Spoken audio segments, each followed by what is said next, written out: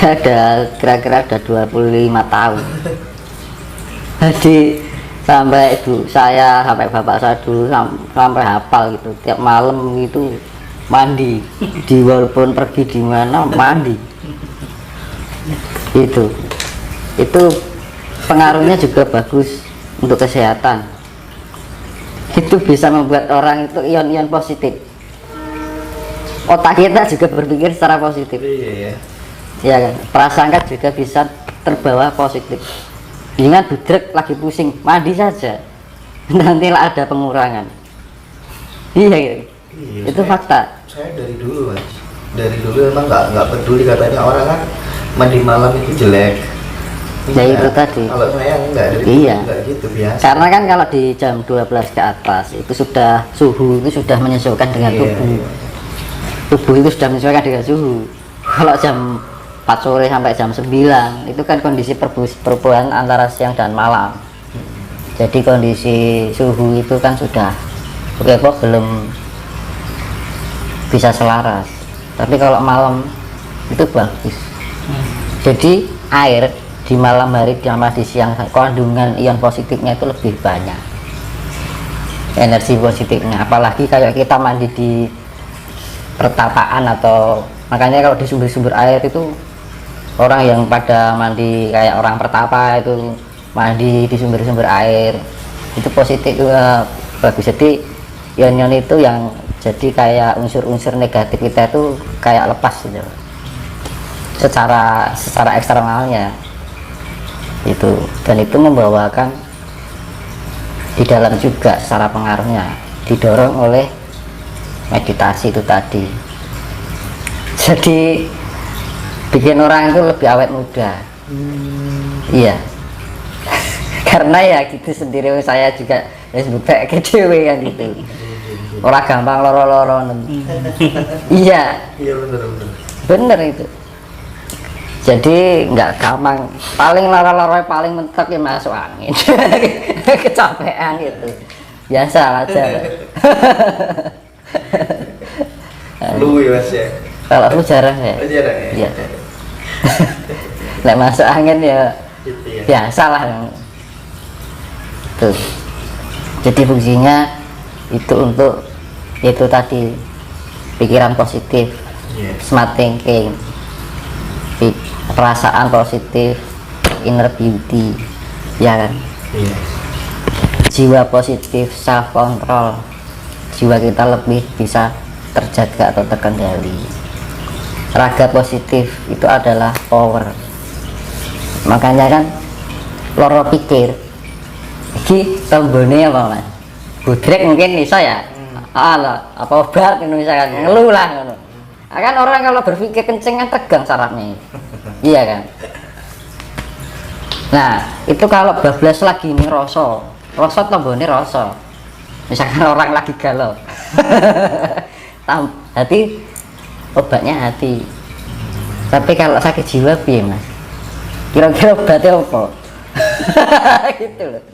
Nah, mendalam lagi, loro rogo, misalkan kayak stroke, kan gitu. Nah, stroke itu terjadi karena apa?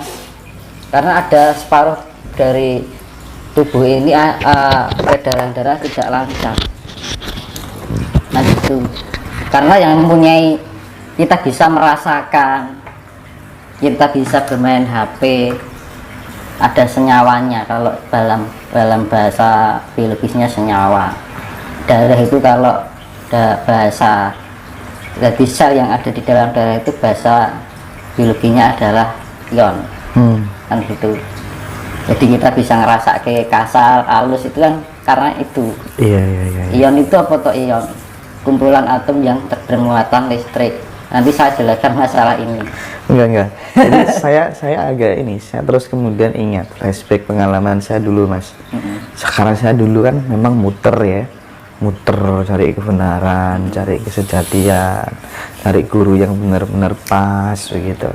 Nah suatu ketika itu saya di Pasuruan mas, ada pondok pesantren, pengasuhnya itu namanya Pak Yai Ghazali. Ya beliau sangat disegani di sana. Ini yang menarik, yang mondok di situ itu orang-orang bermasalah semua. kalau nggak rampok, narkoba, segala macam, pokoknya orang bermasalah. Gila juga ada gitu kan, dikejar polisi karena nyuri segala macam banyak. Nah, diwajibkan di sana tiap jam 12 malam mandi, Mas. Setelah mandi zikir. Nah, saya teringat, oh iya ya, logis juga yang dilakukan ternyata. Iya, dan itu sangat luar biasa. Karena kan kalau kita terlalu banyak sering berpikiran buruk, ya kan, berperasaan buruk, ya kan, itu kan pengaruhnya kan akhirnya terbiasa dengan jiwa-jiwa yang arogansi. Akhirnya apa? Secara nggak sadar, kalau secara bahasanya karma lah, karmanya itu ngumpul. Nah, dibilang karma itu adalah terlalu banyaknya.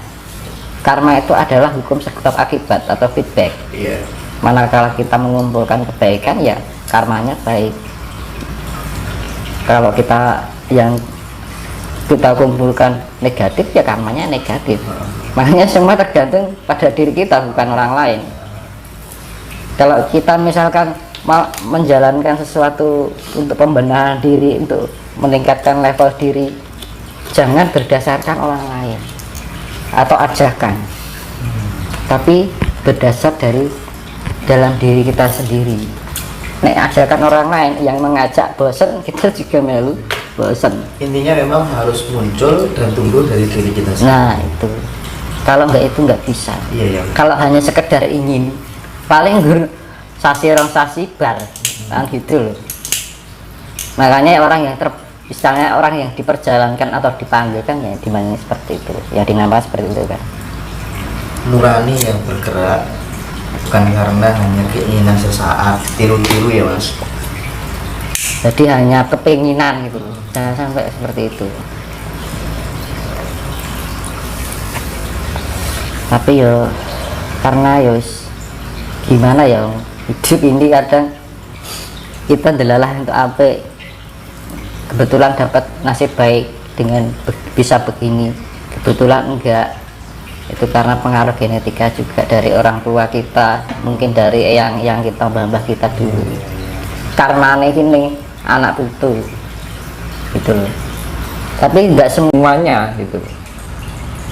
Nah, itu mungkin ada pencampuran gen ini dari gen dari bapak dan ibu, mungkin ada karma apa yang enggak kita sadari kan itu. Makanya kan kunci utama kita nanti untuk mengarahkan pada hal yang sifatnya positif. Nah gitu kan. Nah, saya kembalikan sifat kasih itu tadi. Karena kondisi alam semesta yang lagi tidak stabil ini kan. Alam kayak gini kan. Ya, kita pintar-pintar dan selalu ingat, aku kudu duwe sifat welas asih. Diinget-inget terus. Jadi kalau kita mengingatnya seperti itu, fokus kan gitu. Beda. Makanya kan orang fokus itu beda. Ini misalkan kita lagi sibuk mungkin ya. Ya. Kita naruh sesuatu, kita nggak fokus. Tak taruh, kita pergi. Padahal cuman 1 meter, 2 meter. Aku mau kayak korek nih dia. Hai, nggak fokus. Kan gitu loh. Ada disai. Nah, kalau kita ingat sesuatu, kita menaruh, kita simpan di memori kita, di save. Tak fokus ke aku kayak korek nih Dewi. Aku mau ngomong Jakarta. Sasi. Boleh kalinya. Karena ketika kita menaruh korek, kita diingat baik-baik, saya fokus aku ndekek. Tapi kalau kadang-kadang kalau kita terpungin lagi repot atau lagi mikir, pikirannya bercabang-cabang, ndekek korek, terus ngalih lagi 2 meter 3 meter, aku mau ndekek korek ning dia. Nah itu seperti itu. Nah itu tingkat kefokusan.